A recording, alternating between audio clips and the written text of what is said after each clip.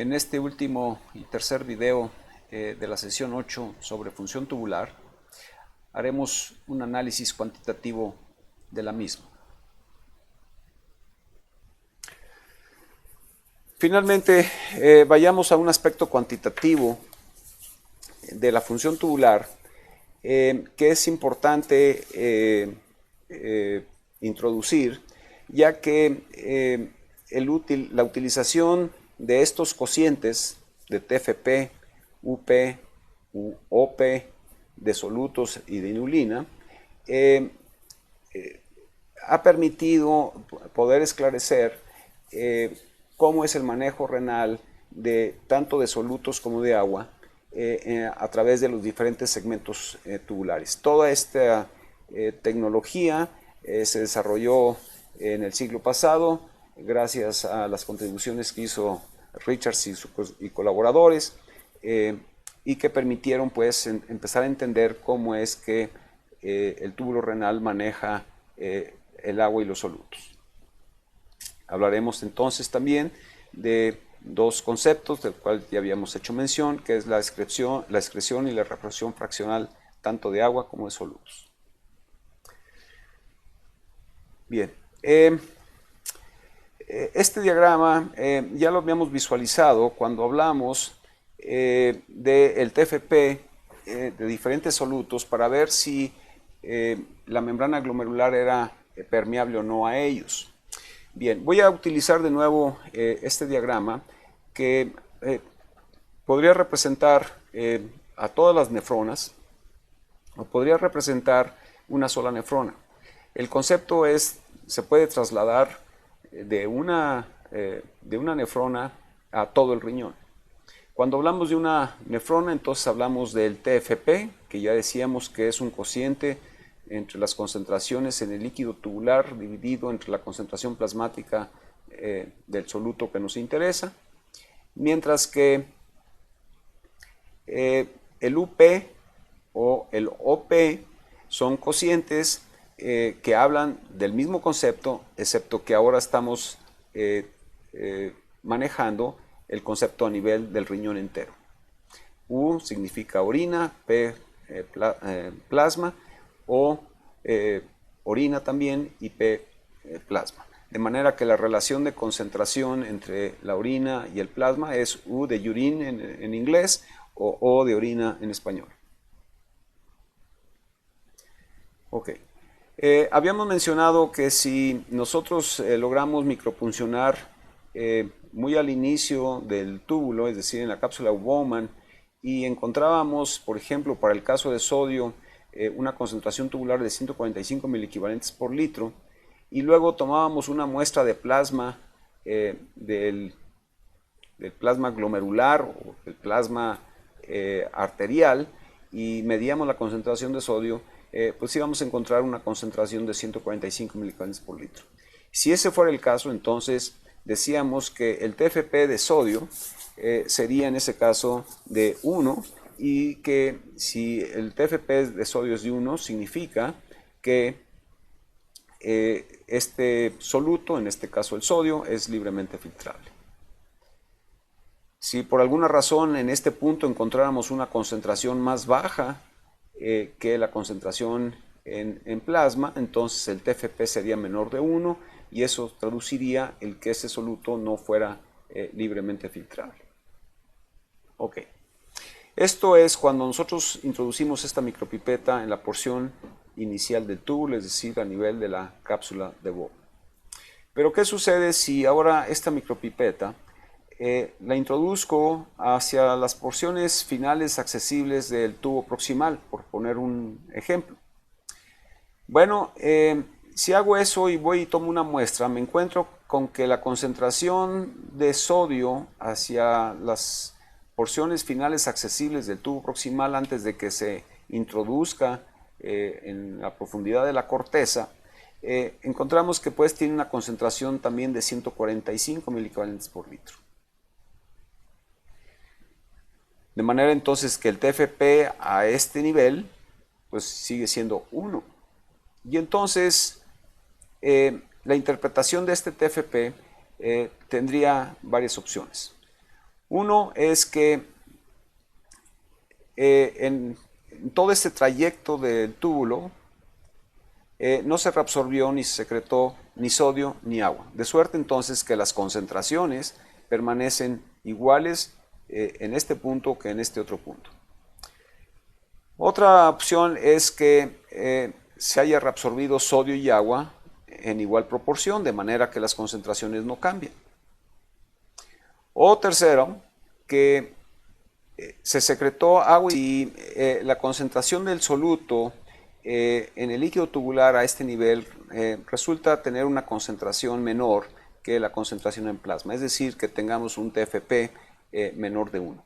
Las interpretaciones para este segundo escenario es que si yo tengo un soluto que tiene un TFP a este nivel del túbulo menor de 1, pues primero haría pensar que se reabsorbió más soluto que agua, de manera que la concentración bajó.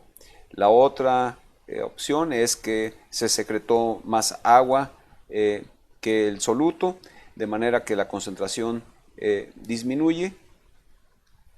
Y el tercer escenario es que el TFP, es decir, que la concentración a este nivel fuera una concentración mayor que la concentración en plasma.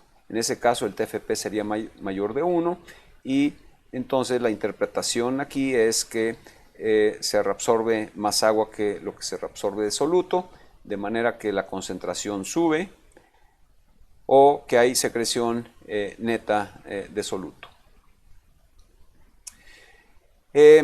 La realidad aquí es que el usar los TFPs de soluto solos, aisladamente, no nos permite esclarecer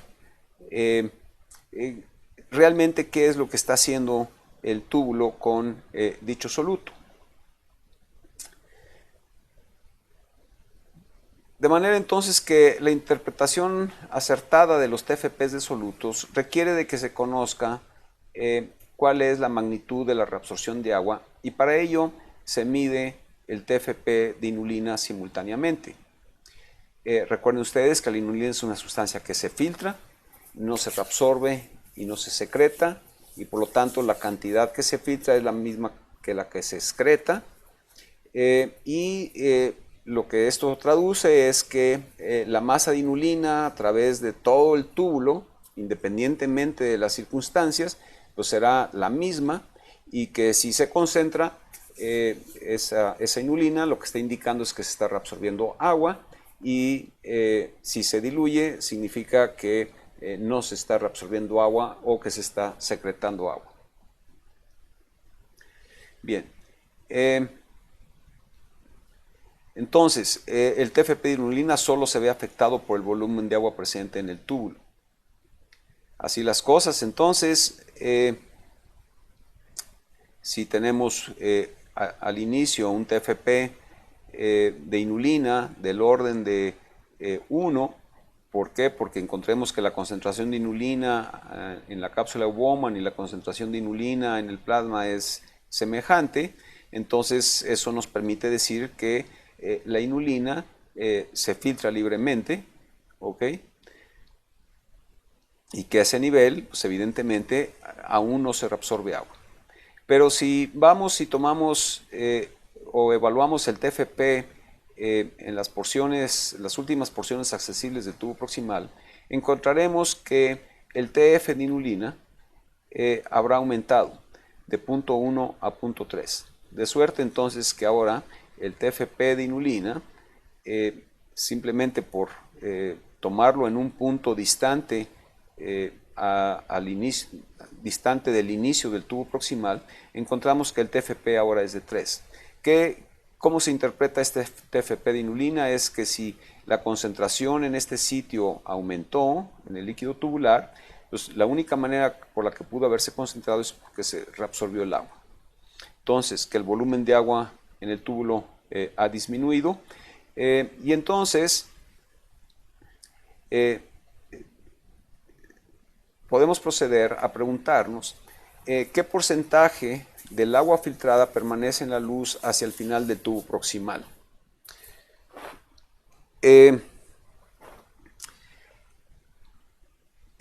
quiero aclarar que aquí lo que estamos planteando nos estamos preguntando es, de todo el agua que se filtra, qué porcentaje o qué fracción permanece en la luz hacia el final del tubo proximal, de la porción accesible, ¿verdad? Porque el tubo proximal termina en la par recta y la par recta en principio no es accesible. Bien, cuando nos hacemos esta pregunta nos estamos preguntando cuál es la excreción fraccional de agua. Y excreción fraccional, cuando hablamos de esto, estamos hablando qué fracción de lo que se filtra se está excretando. Y eso, excreción fraccional de agua, el acrónimo es E mayúscula, F mayúscula, H2O, habla pues de cuánto del volumen de agua filtrado es excretado.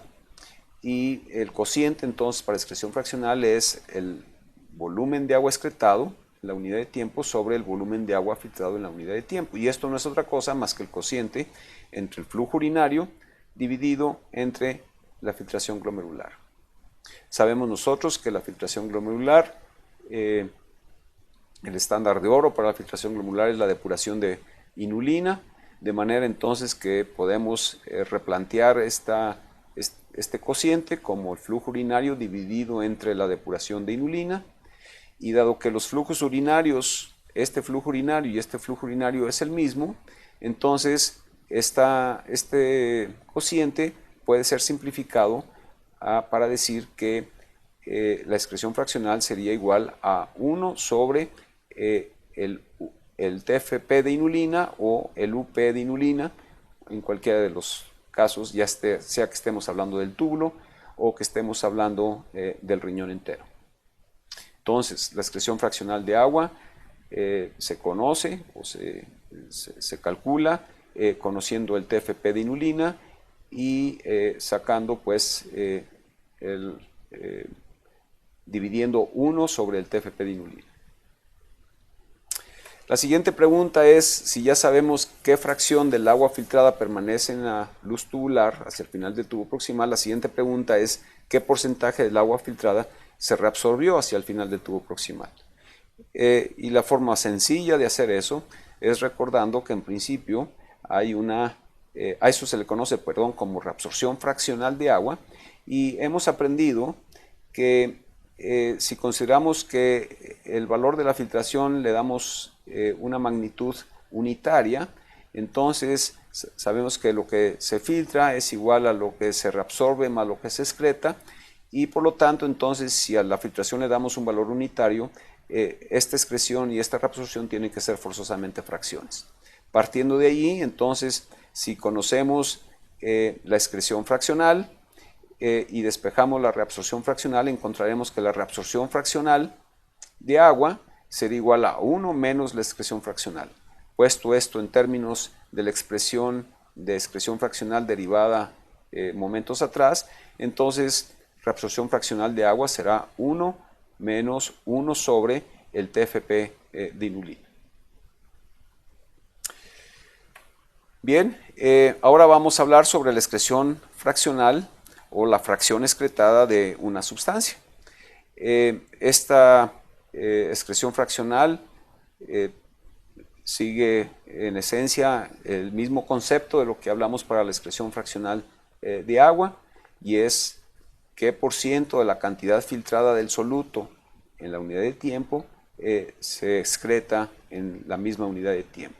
A esto se le conoce como la excreción fraccional del soluto, con el acrónimo E mayúscula, F mayúscula, X.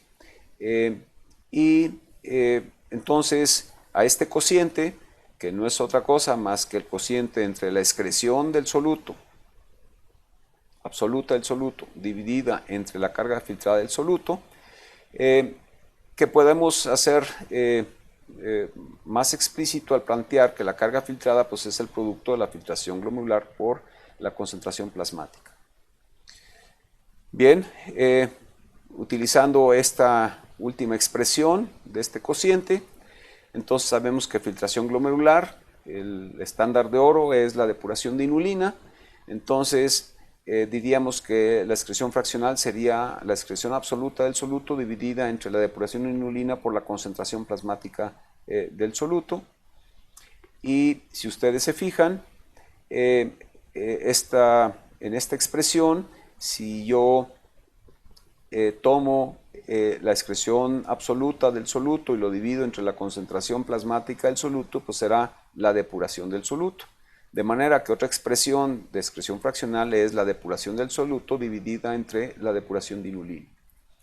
Si hago explícito la depuración del soluto, entonces será el UXB sobre la concentración plasmática del soluto, y si hago explícito la depuración de inulina, entonces será el UINB sobre la concentración plasmática inulina. Como los flujos urinarios son idénticos, porque es la misma orina, entonces podemos eliminar los flujos urinarios y entonces encontramos que otra expresión de excreción fraccional no es otra más que el UP del soluto dividido entre el UP de inulina. Entonces, tenemos tres expresiones matemáticas para la excreción fraccional. Una es el cociente entre lo que se excreta dividido entre la carga filtrada. Segunda es la depuración de la sustancia X sobre la depuración de inulina. Y finalmente, la tercera expresión es el UP de X sobre el UP de inulina. Bien, así como derivamos la reabsorción fraccional de agua, podemos derivar la reabsorción fraccional del soluto. Bueno, la reabsorción fraccional de soluto, la fracción reabsorbida de una sustancia en cualquier punto del túbulo o a nivel del riñón entero, puede ser planteada partiendo del mismo concepto, de que si le damos una base unitaria a la filtración, entonces la excreción y la reabsorción, la suma de ambas, que representan la filtración, serán fraccionales. Y si despejamos de aquí reabsorción fraccional, encontraremos entonces que la reabsorción fraccional de un soluto será igual a 1 menos la excreción fraccional. Dado que ya derivamos lo que es la excreción fraccional, entonces decimos que la reabsorción fraccional de soluto es 1 menos el UP del soluto sobre el UP de inulina, o el TFP de X sobre el TFP de inulina. Estas derivaciones nos van a permitir entonces poder calcular qué fracción del filtrado permanece en cada uno de los segmentos tubulares, qué fracción de lo filtrado se reabsorbe, tanto para agua como para solutos, y esto pues nos da o nos deja ya en condiciones de poder abordar el manejo renal de sodio y agua en lo sucesivo.